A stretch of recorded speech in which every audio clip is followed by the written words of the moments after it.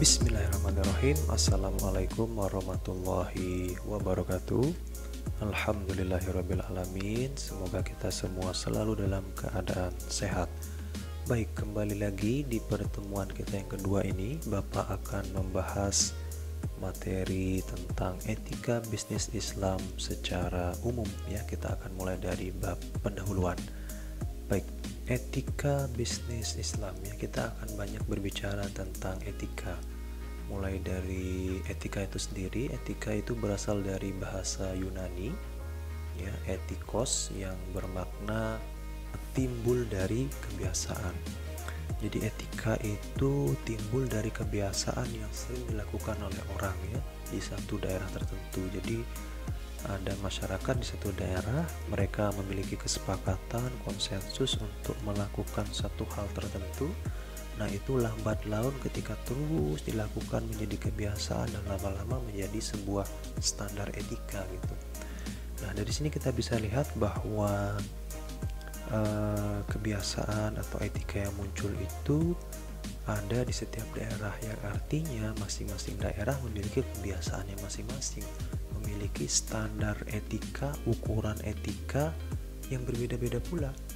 Sebagai contoh, kalau di Jepang misalkan, kalau kita pernah nonton film-film anime, kartun, itu kalau makan mie ramen itu harus sampai bersuara gitu ya, serup gitu. Nah, itu kalau di Jepang sana itu menunjukkan tanda bahwa makanan tersebut enak, dan cara dia menghargai koki yang memasak makanan tersebut adalah dengan makan bersuara seperti itu.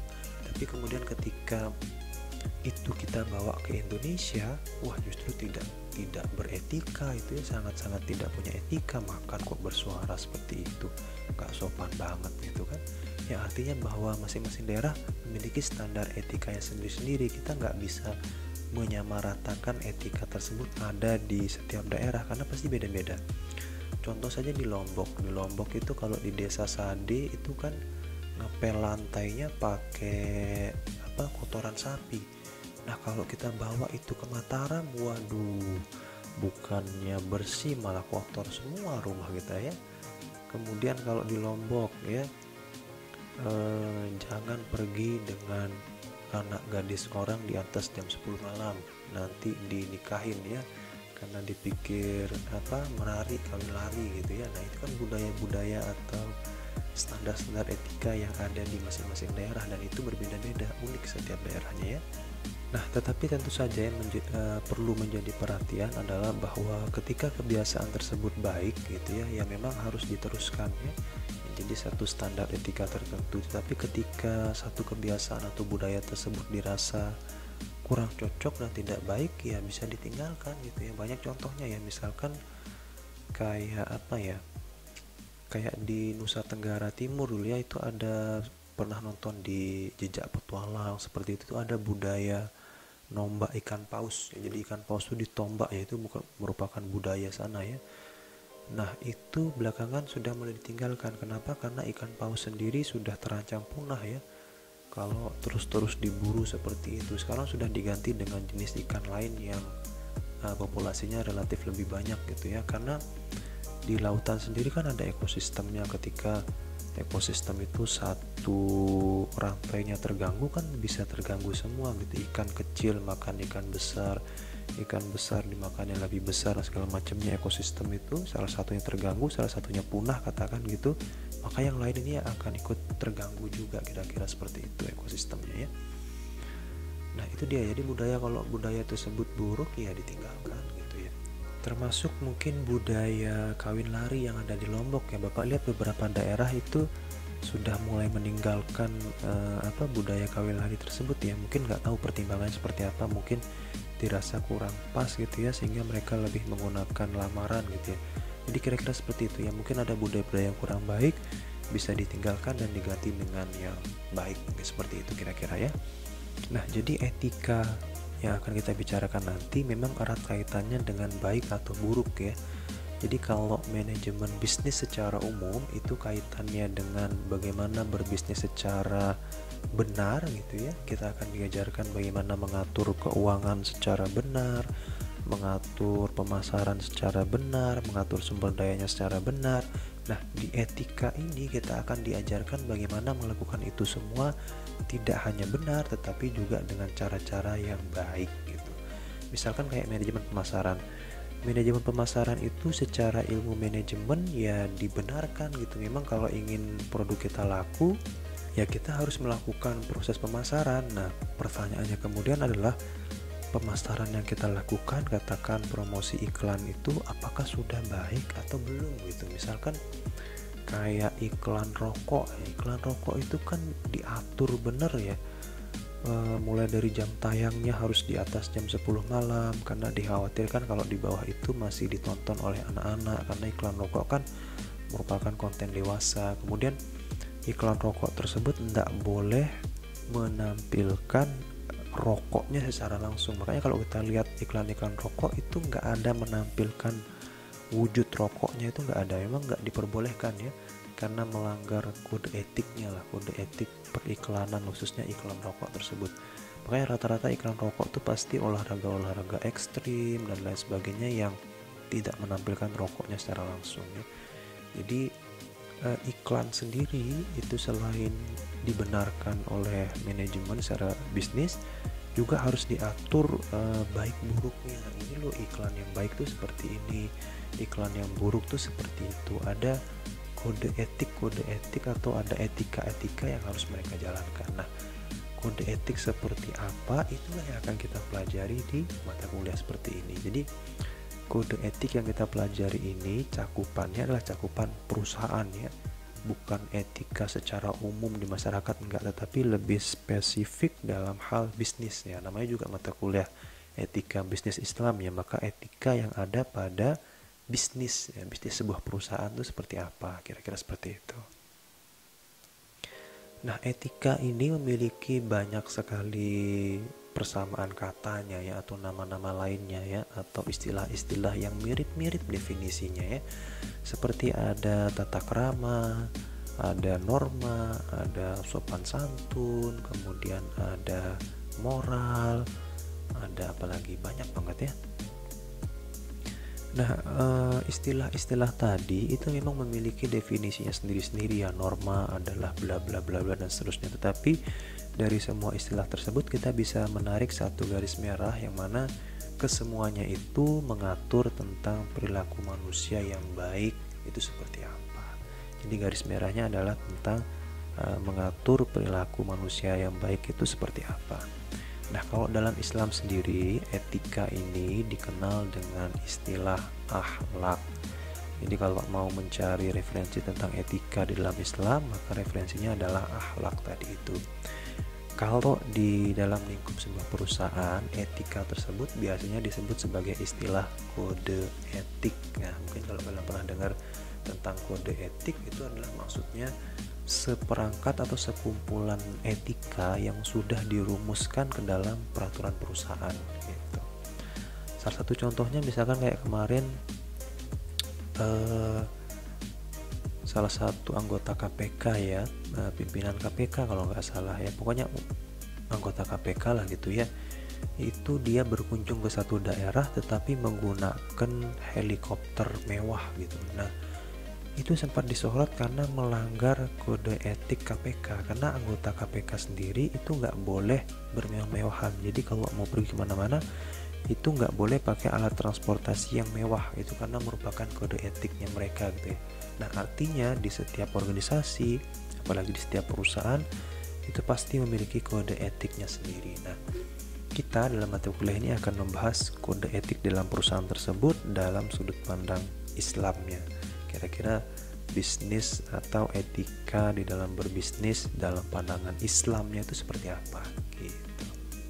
Nah, kita mulai masuk sekarang kepada bisnis itu sendiri ya. Jadi bisnis itu sendiri dapat diartikan sebagai atau sederhananya bisnis itu adalah jual beli barang ya, atau jasa, atau bahasa lainnya perniagaan, perdagangan ya. Jadi ada pihak produsen yang menjual barang atau jasanya, dan ada pihak konsumen yang akan melakukan pembeliannya gitu ya. Nah, di dalam Islam sendiri, bisnis itu atau perniagaan tadi itu masuk dalam kategori muamalah ya. Jadi Jadi kalau syariah itu dibagi menjadi dua, cabang ilmu syariah itu dibagi menjadi dua, ada ibadah dan ada muamalah. Nah, yang ibadah ini itu kaitannya dengan hubungan kita vertikal ya, artinya hubungan manusia kepada sang penciptanya, dimana di ibadah ini akan diatur berbagai macam cara tentang beribadah, seperti sholat, kemudian haji, puasa, dan lain sebagainya ya. Nah, ibadah ini kaidahnya itu adalah pada dasarnya seluruh ibadah itu hukumnya haram untuk dilakukan kecuali yang ada perintahnya. Jadi ketika kita mau beribadah harus ada perintahnya dulu. Katakan sholat, ya memang sudah diperintahkan untuk sholat, baru kita sholat sehari 5 kali, subuh 2 rakaat dan seterusnya ya. Nah itu harus ada perintahnya jelas, nggak boleh kita berkreasi. Misalkan subuh kayaknya kurang 2 rakaat nih, saya nambah jadi 4. Nah itu nggak boleh ya. Jadi emang strict, kaku dia, berdasarkan perintah. Di luar itu tidak boleh dilakukan gitu ya. Nah berbeda dia dengan yang muamalah ini, atau muamalah ini kan menyangkut hubungan sesama manusia. Nah itu kaidahnya adalah pada dasarnya hukum asalnya itu boleh semua kecuali nanti ada yang dilarang.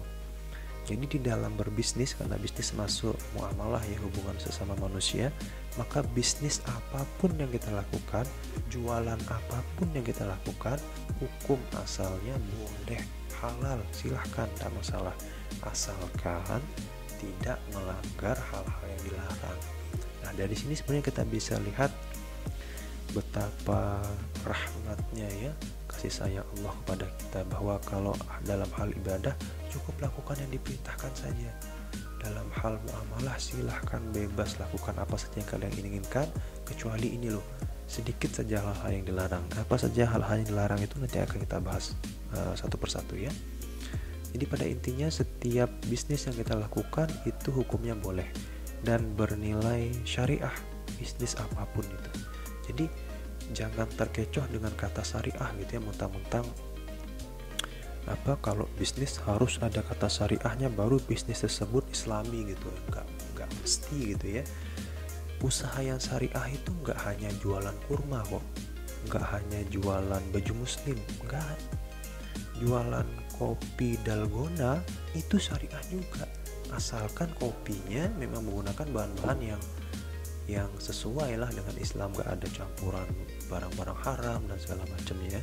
Jadi jualan apapun kita, jualan pecel itu syariah tanpa perlu ditulis pecel syariah gitu, gak perlu, cukup dia lakukan memang bahan-bahannya sesuai standar produk kehalalan gitu ya, maka itu sudah boleh dikatakan syariah gitu ya. Jadi tidak haruslah ada kata-kata syariahnya tersebut, tapi lebih kepada bagaimana pelaksanaannya dalam kegiatan bisnis sehari-harinya gitu ya. Karena kenapa kalau kita sampai terjebak pada kata syariah, boleh jadi kita nanti tertipu oleh kata-kata syariah tersebut. Salah satu contohnya adalah ini. Nah ini contohnya ya, ini adalah sebuah tawaran investasi syariah ya, syariah, yaitu akan adanya dibuka kebun kurma di Indonesia. Jadi kebun kurma kurang syariah, apalagi investasi jenis ini ya.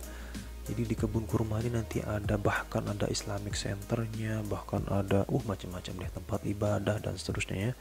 Jadi rencananya nanti akan dibeli sejumlah tanah, kemudian tanah itu dikapling-kapling gitu ya, dibagi-bagi, katakan berapa are gitu. Nah kemudian itu dijual kepada masyarakat yang ingin membeli dengan harga yang ada sekarang. Kemudian ditanami pohon kurma, nanti pohon kurma yang sudah berbuah bisa dijual, keuntungannya nanti akan dibagi.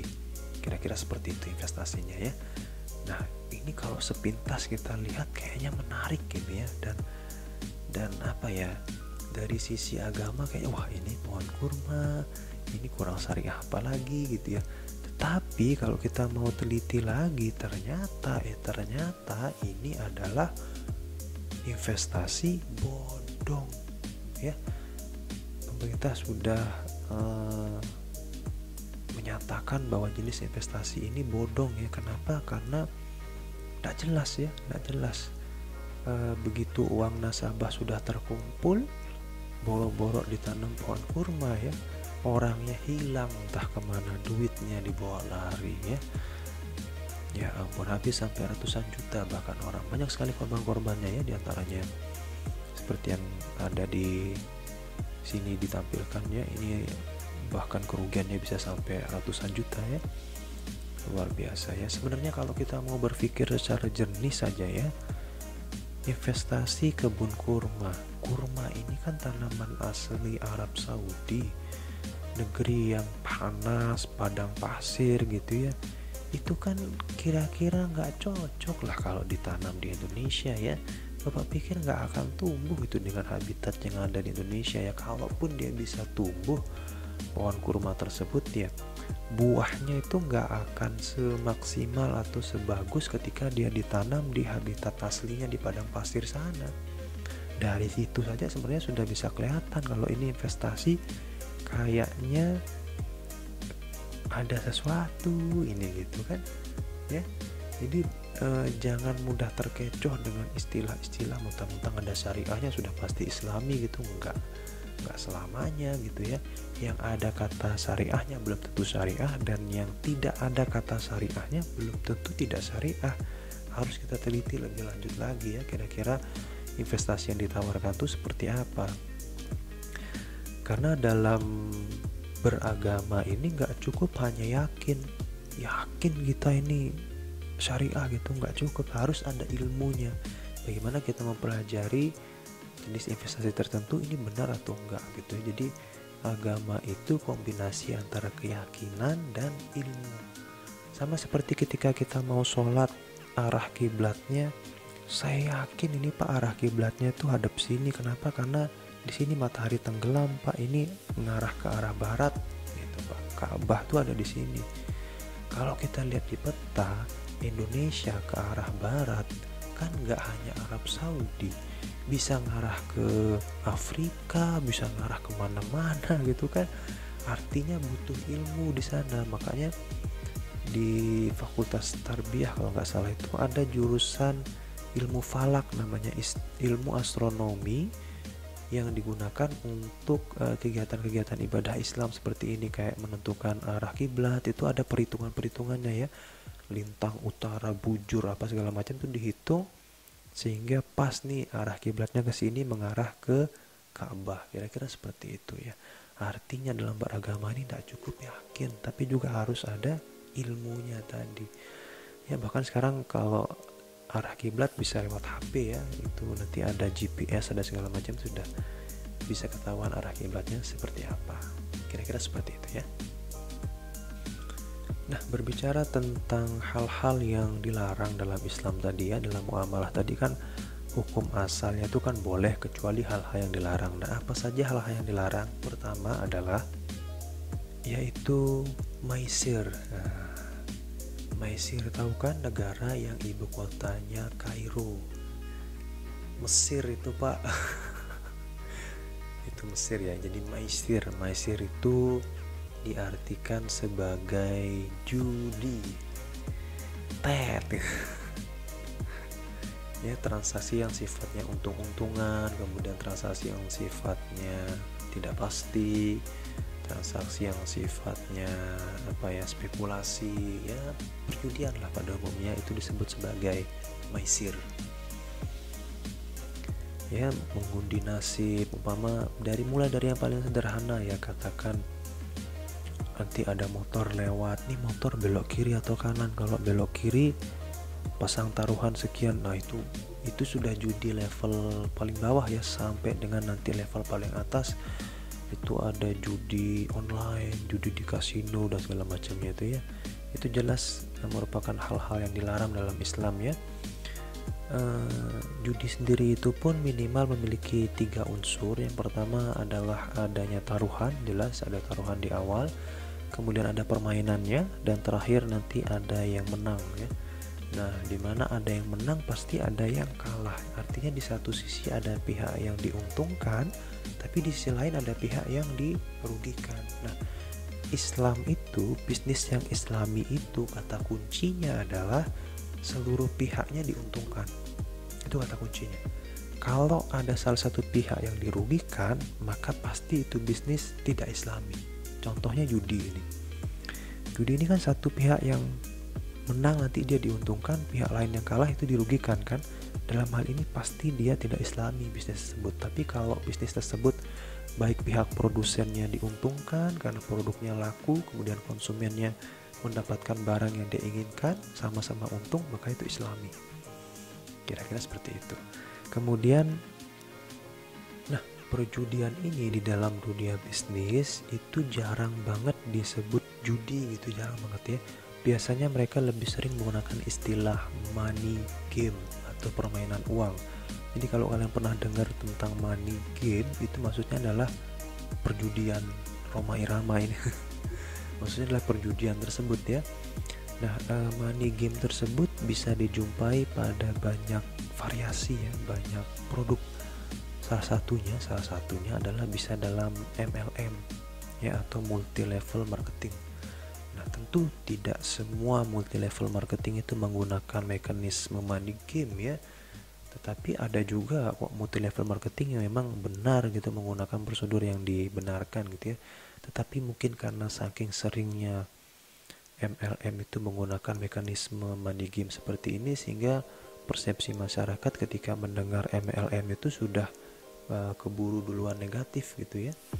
Nah, kenapa sih dia disebut money game dalam MLM tersebut? Karena dia menggunakan yang namanya skema Ponzi. Apa sih skema Ponzi? Skema Ponzi itu merupakan nama orang ya. Dia seorang penipu ulung ya, yang sudah menipu banyak banget orang deh. Nah, cara dia menipu itulah yang kemudian menjadi inspirasi bagi para penipu-penipu selanjutnya gitu ya, dalam bentuk money game ini. Jadi kayak gimana sih kira-kira? Jadi skema Ponzi itu berbentuk seperti piramida. Jadi posisi yang paling atas adalah orang yang memiliki bisnis tersebut, ownernya. Kemudian nanti owner ini akan mencari 2 orang di bawahnya, jadi membentuk kaki gitu. Nah, 2 orang ini nanti wajib menyetorkan uang gitu kepada orang pertama tadi. Uang apa ya? Uang keanggotaan lah, uang investasi awal gitu. Nanti mereka dijanjikan bahwa dari uang ini akan diputar sedemikian rupa sehingga menghasilkan keuntungan, kemudian mereka akan mendapatkan keuntungan tersebut. Tapi dengan syarat, harus mencari anggota lagi ke bawah. Jadi yang 2 orang tadi, 1 orang ini cari 2 orang lagi, ini cari 2 orang lagi, begitu seterusnya ya. Nah, orang-orang di bawah ini kan wajib menyetorkan uang pendaftaran lagi. Nah, uang pendaftaran lagi itulah yang kemudian dipakai bayar 2 orang yang tadi itu. Terus yang di sini, yang orang di bawahnya tadi kan belum dapat uang juga, tapi dia harus kan cari bawahan lagi. Mereka cari bawahan lagi, yang bawahan lagi itu mengeluarkan uang kepesertaan, itu dipakai bayar yang di atasnya, begitu seterusnya sampai bawah-bawah dan seterusnya ya.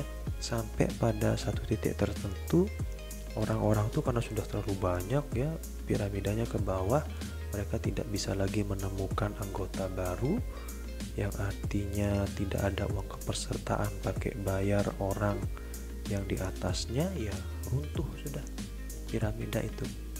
Ketika piramida itu runtuh, ya bangkrut sudah bisnis itu, karena tidak ada bisnis yang jelas dijalankan di sana. Mereka hanya memutar uang nasabah, uang anggotanya itu dari anggota satu dipindah ke anggota lain. Jadi uang tersebut dipermainkan. Itu sebabnya disebut tadi money game atau permainan uang. Nah, tentu saja bisnis seperti ini akan dibungkus sedemikian rupa sehingga seolah-olah terlihat bisnis yang profesional dan segala macamnya ya. Padahal intinya adalah sama, yaitu skema Ponzi ini. Gitu ya. Nah, beruntunglah bagi kalian yang sudah pernah mengetahui tentang atau sekarang mengetahui tentang skema Ponzi ini. Jadi kalian tahu suatu saat kalau ditawarin bisnis dan bisnisnya itu modelnya seperti ini, harus nyari orang dan segala macamnya, kemungkinan besar dia menggunakan skema Ponzi ini. Dan kalau sudah menggunakan skema Ponzi ini, pada satu waktu ketika dia sudah tidak bisa menemukan anggota baru, maka runtuh, sudah hancur, bangkrut. Itu ya. Sudah banyak contohnya, silahkan lihat deh. Contoh-contohnya di internet boleh cari, banyak banget contohnya ya. So jangan sampai tertipu ya, beruntunglah sekarang sudah tahu tentang hal ini ya. Kemudian yang selanjutnya adalah goror ya. Goror ini sederhananya adalah tipu menipu lah ya, tidak mengatakan yang sebenarnya gitu.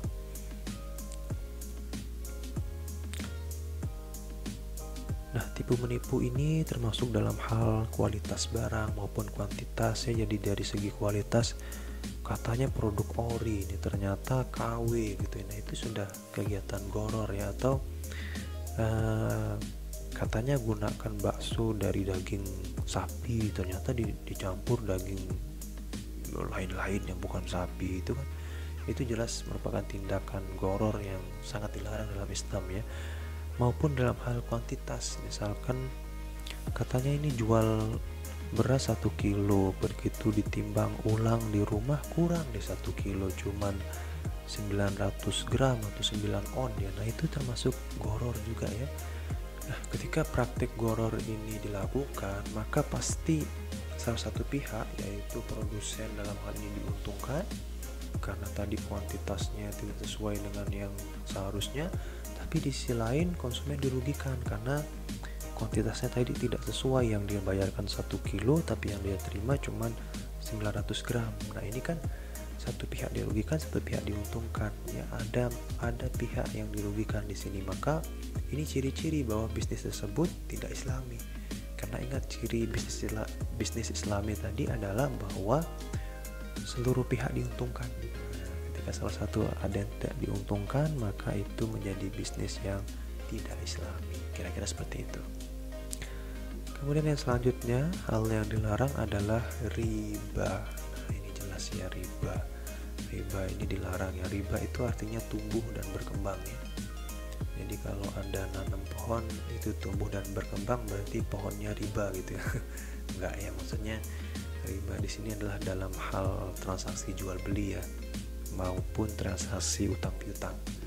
Jadi riba itu dibagi menjadi dua. Yang pertama adalah namanya riba fadl. Riba fadl ini terjadi pada transaksi jual beli, khususnya transaksi jual beli dengan sistem barter. Jadi kalau kita menukar barang dengan barang, barter ya, barang-barang tertentu itu dengan kualitas yang berbeda, maka itu tergolong riba. Maksudnya gimana Pak? Jadi ada 6 barang, khusus 6 barang ini saja. Di antaranya ada emas, perak, gandum, kurma, dan garam. Kemudian ada jewawut, namanya itu sejenis ya makanan pokok lah, kira-kira seperti itu ya. Nah, ke-6 jenis barang ini disebut barang ribawi, di mana ke-6 jenis barang ini tidak boleh dibarter dengan barang yang kualitasnya lebih jelek dengan kuantitas yang berbeda. Maksudnya kayak gini, misalkan ada 1 gram emas kualitas 24 karat, itu ditukar dengan emas yang 23 karat, katakan karatnya lebih rendah tetapi 2 gram. Nah, penukaran yang terjadi seperti ini itu disebut riba fadl. Nah, itu nggak boleh dalam Islam ya. Jadi menukar jenis barang tertentu, khusus yang 6 barang ini saja ya, itu nggak boleh ditukar dengan kualitas yang berbeda, karena dikhawatirkan nanti ada salah satu pihak yang dirugikan, kira-kira seperti itu ya. Khusus 6 barang itu saja, di luar itu boleh. Misalkan kita mau nuker HP kita, tukar tambah, umpama 1 HP yang bagus ditukar 2 HP yang jelek, atau sebaliknya ya, 2 HP yang kurang bagus ditukar 1 HP yang bagus, itu boleh, karena bukan termasuk barang ribawi gitu ya. Khusus yang 6 itu saja tadi. Kenapa kok hanya yang 6 itu saja? Ya Bapak sendiri nggak tahu ya, mungkin memang sudah aturan seperti itu ya. Tapi kalau Bapak lihat, kayaknya sih itu produk-produk yang memang paling sering diperdagangkan waktu itu ya, seperti ada emas, perak, gandum gitu ya, kayak kebutuhan-kebutuhan pokok gitulah ya. Oke, kemudian riba yang selanjutnya adalah ada namanya riba nasi'ah. Riba nasi'ah ini terjadi pada transaksi utang piutang. Jadi kalau ada orang utang 1 juta, kemudian dia wajib mengembalikan 1.500.000, maka yang 500 ini tergolong riba. Jadi tidak boleh ada tambahan dalam transaksi utang piutang. Jadi kalau pinjamnya 1 juta, ya balikinnya harus 1 juta pula. Lantas bagaimana dengan bank-bank syariah, Pak? Kan mereka menyediakan pinjaman juga. Kalau seperti itu dong nggak ada keuntungannya. Nah, di bank-bank syariah mereka menggunakan jenis akad yang berbeda. Jadi tidak menggunakan jenis akad utang piutang. Jadi riba tersebut hanya terjadi pada jenis akad utang piutang khusus dia. Kalau akad jenis lain maka beda lagi aturannya nanti. Nah, akad-akad apa saja yang bisa digunakan agar tidak terkena riba itu nanti ada di mata kuliah bank dan lembaga keuangan Islam.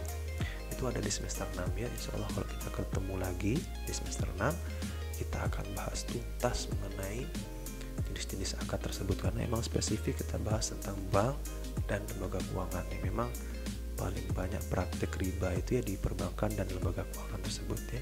Kita akan banyak bahas nanti di sana ya. Kalau di sini sekedar dibahas secara umum saja. Baik, selain itu selain yang ketiga tadi ada maisir, goror, dan riba atau biasa disingkat maghrib ya. Maisir, goror, riba, maghrib ya. Selain yang maghrib itu ada juga yang isya, bukan isya ya. Ada juga barang-barang yang diharamkan ya. Contohnya seperti babi, bab 1 pendahuluan kalau kata orang ya. Bab 1 babi itu jelas diharamkan ya.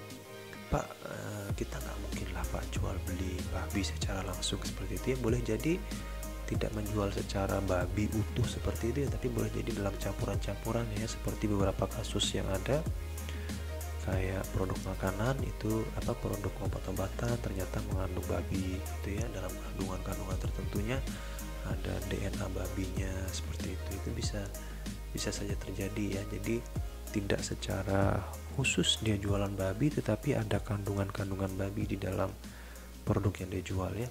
Jadi pada umumnya produk-produk yang haram kita konsumsi maka haram pula diperjualbelikan atau ditransaksikan, seperti babi tadi ya. Babi haram dikonsumsi maka haram pula diperjualbelikan.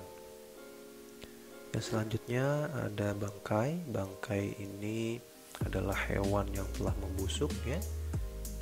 Ayam tiren kalau kata orang, ayam mati kemarin gitu ya. Atau sesuatu yang disembelih bukan atas nama Allah itu juga termasuk bangkai. Nah, ini jelas haram juga, kita tidak boleh bertransaksi atau berjualan bangkai. Termasuk darah juga, dan hammer ya, hammer atau sesuatu yang memabukkan. Bisa alkohol ya, alkohol jelas dilarang ya.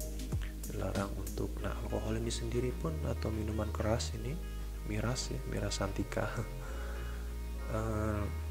Miras ini, alkohol ini ada 7 golongan yang dilaknatinya, itu mulai dari yang memeras anggurnya, karena alkohol hammer itu kan sebagian besar dibuat dari anggur ya, anggur yang difermentasikan ya, buah anggur itu difermentasikan nanti bisa menjadi minuman beralkohol ya.